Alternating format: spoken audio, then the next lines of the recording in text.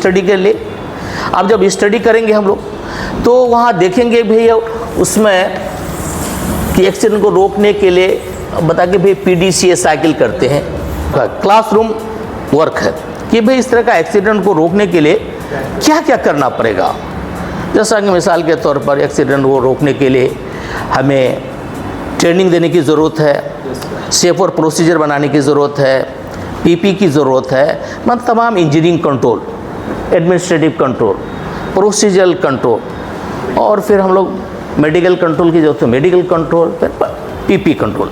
ये सारा चीज़ के लिए हम लोग प्लानिंग किया। कई पॉइंट आ सकता है, 15, 20 सारा चीज़ कर लेंगे। अब ये जो प्लानिंग जो किया, खाली प्लानिंग पेपर में रहने से तो होगा नहीं, इसको इम्प्लीमेंट करना है, इफेक्टिव बनाना है, उसको ग्राउंड फ्लोर तक लाना है, सॉफ्ट फ्लोर तक लाना है।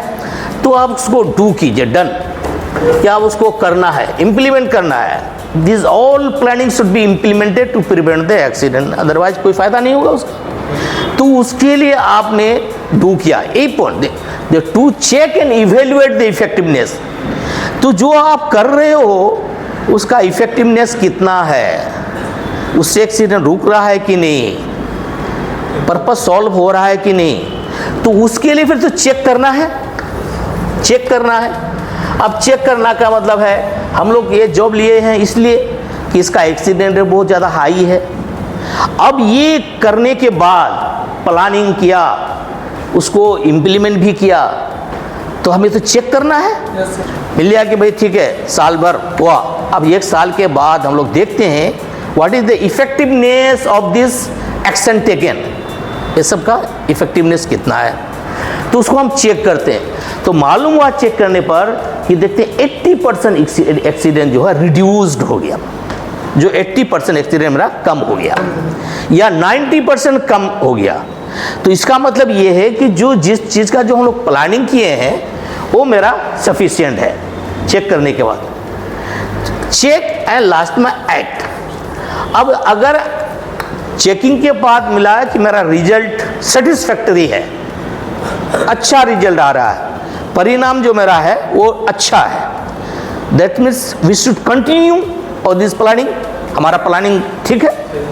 अगर बोलते हैं कि नहीं इसमें अभी मेरा 80% ही रिजल्ट आ रहा है, 60% ही रिजल्ट आ रहा है, हमें और कुछ और करने की ज़रूरत है, तो इसको फिर रिव्यू कर करके कुछ और उसको ऐड करेंगे।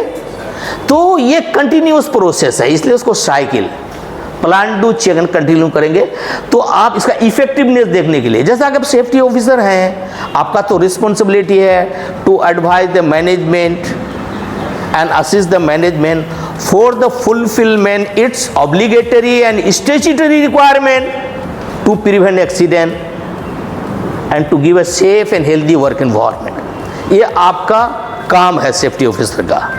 अब इसको करने के लिए आपने ये पॉइंट एडवाइस किया, ये किया, तो इसको आप इसका इफेक्टिवनेस चेक कौन करेगा, एक्सीडेंट कम हो रहा है या नहीं हो रहा है, कौन चेक करेगा, who is the responsible for it, safety officer.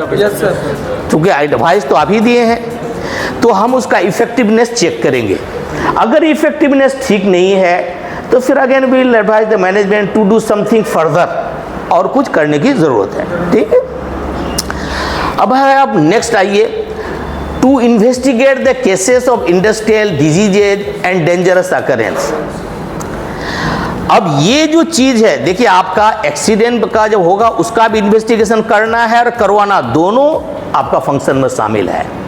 सिर्फ एक्सीडेंट और इंजुरी केस ही का इन्वेस्टिगेशन नहीं होना, बल्कि investigate the cases of industrial diseases and dangerous occurrence.